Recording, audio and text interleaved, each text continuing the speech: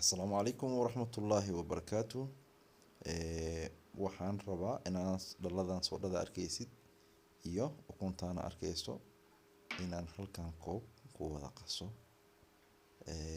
si aan u aragno sida ay noqon doonaan. Marka ukunta ayaan ku bilaabayaa hadda. Waan jabiyey tartiib waan ugu shubayaa koobkan. Marka koobka sidoo noqdo ujeedaan waa sida wada filanaysiin. Kadibna waxa waaye ujeedaan Coca-Cola inaan afka ka furo waaye kadibna aan ku shubo sida arkaysaan. Marka hadda afkaan ka furayaa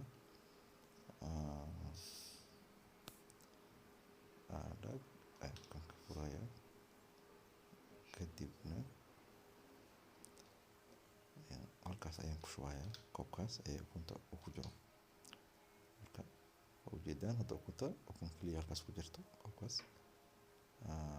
Foonta Coca-Coladii afka ayaan ka furay kadib hadda ayaan ku shubayaa xoogaa ayaan ku shubay kadib waan aragna sidee noqoto. Waa ujeedaa ukunta qaybtii hore hoos ayay noqotay waa lagu milmi waayey hase ahaatee qaybtii kore iyo Coca-Coladii aad ayay isugu milmeen. Xumbo badan ayaa hadda kor dhooban. Waxaan rabaa inaan qaybta hoose la soo baxo balse xumbada aynu aragno sidee tahay. Aad iyo aad ayay u xumbaysay. Waxaan rabaa ukunta qaybteeda jaallaha inaan la soo baxo si aan idiin tuso sidee noqoto. Balse aad ayay u adagtahay in la soo baxo.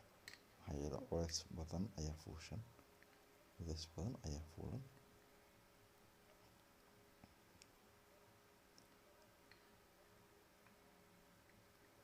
Halkaas qayb ee jaallaha ayaa ka soo hartay ukuntii dhammeyd. Intii kale iyo Coca-Coladii way isku qasmeen.